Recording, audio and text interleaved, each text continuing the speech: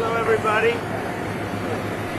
You know our ambassador to Scotland, and it's great to be in Scotland. We are going to be meeting with the Prime Minister, I guess tomorrow, a little bit tomorrow and the next day. And we're going to do some great things. Do you have any questions? On Sunday to discuss the EU trade deal. Are you meeting with Ursula von der Leyen? Yes, I'll be meeting with the EU on Sunday, and we'll be working on a deal. We'll see if we make a deal. Ursula will be here, highly respected woman, so we look forward to that. That'll be good.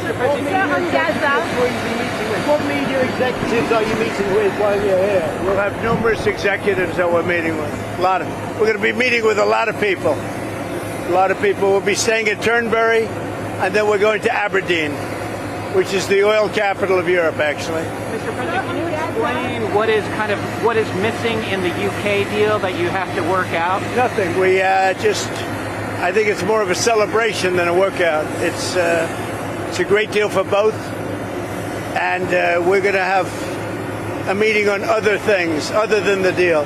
The deal is concluded. So on Gaza, French President Emmanuel Macron just said that France will officially recognize the Palestinian state.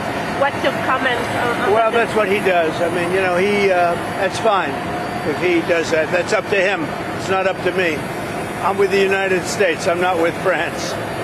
And about the humanitarian situation in Gaza, we hear very dire warnings about. I think it's terrible what happened with Hamas. They tapped everybody along, and we'll see what happens. We'll see what response Israel has to that. But it's getting to be that time. On the EU deal, you said there's a 50-50 chance of a deal. What is left to work out? What are the final sticking points? With the European Union, I think we have a good 50-50 chance. That's a lot. What are the sticking points that you Well, I don't want to tell you what the sticking points are, but the sticking points are having to do with maybe 20 different things. You don't want to listen to all of them. Yes? What advice are you going to have for our Prime Minister about free speech? It's very important to people here. Well, it is, but I like your Prime Minister. He's slightly more liberal than I am, as you've probably heard, but he's a good man. He got a trade deal done.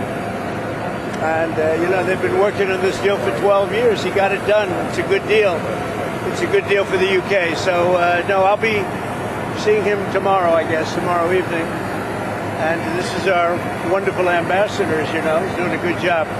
He's a very, very successful man. He'll be doing a good job. I know the Royal and Ancient says you're going to have to Is that something you're going to ask the British Prime Minister for help? The best course anywhere in the world is Turnberry. The players all want to be at Turnberry. Everybody wants to be at Turnberry, so we'll see how that works out. But the infrastructure needs to be improved. The infrastructure and the course is good. In fact, the Royal and Ancient, I don't know if you're aware of this, they spent a lot of money, hundreds of thousands of dollars, probably into the millions of dollars, and they've laid all the wire for television and for electricity under the holes of Turnberry, so that when the Open gets there, they have it all done. They paid for that. But we're talking about roads, the railway station, that sort of thing. That seems like a bigger thing. I don't know what you can do. All I can tell you is that it would be the best place anywhere in your country to have. There's no place like it.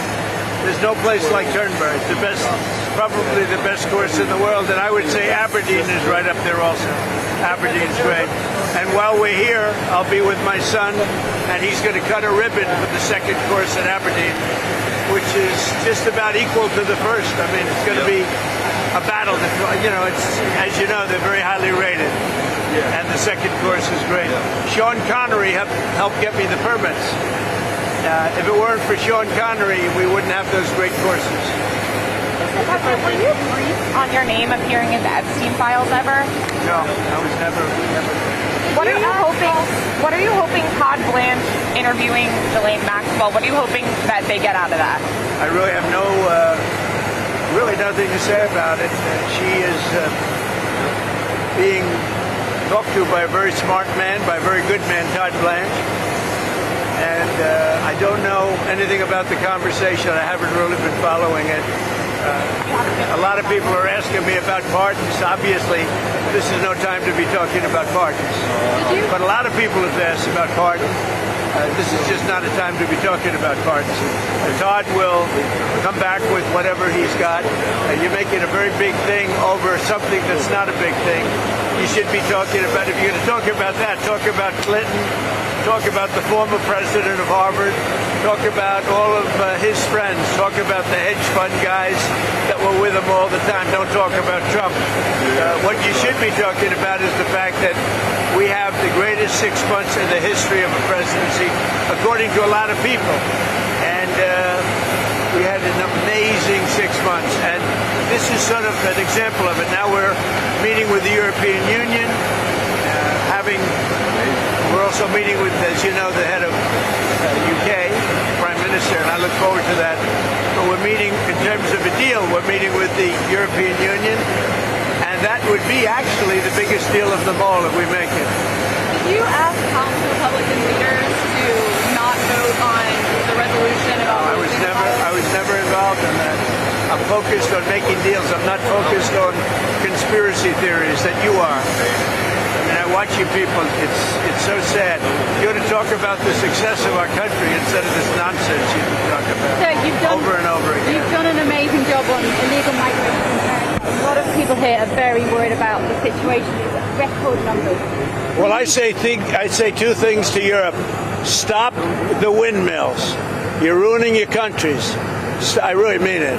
It's so sad. You fly over and you see these windmills all over the place, ruining your beautiful fields and valleys and killing your birds. And if they're stuck in the ocean, ruining your oceans.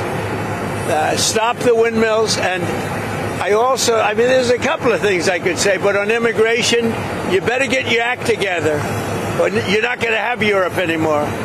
You got to get your act together. And we, as you know, last month we had nobody entering our country. Nobody. Shut it down. And we took out a lot of bad people that got there with Biden. Biden was a total stiff. And what he allowed to happen, but you're allowing it to happen to your countries. And you got to stop this horrible invasion that's happening to Europe. Many countries in Europe. Some people, some leaders have not let it happen. And they're not getting the proper credit they should. I could name them to you right now, but I'm not going to embarrass the other ones. But stop. This immigration is killing Europe. And the other thing, stop the windmills, killing the beauty of your countries. Thank you very much, everybody.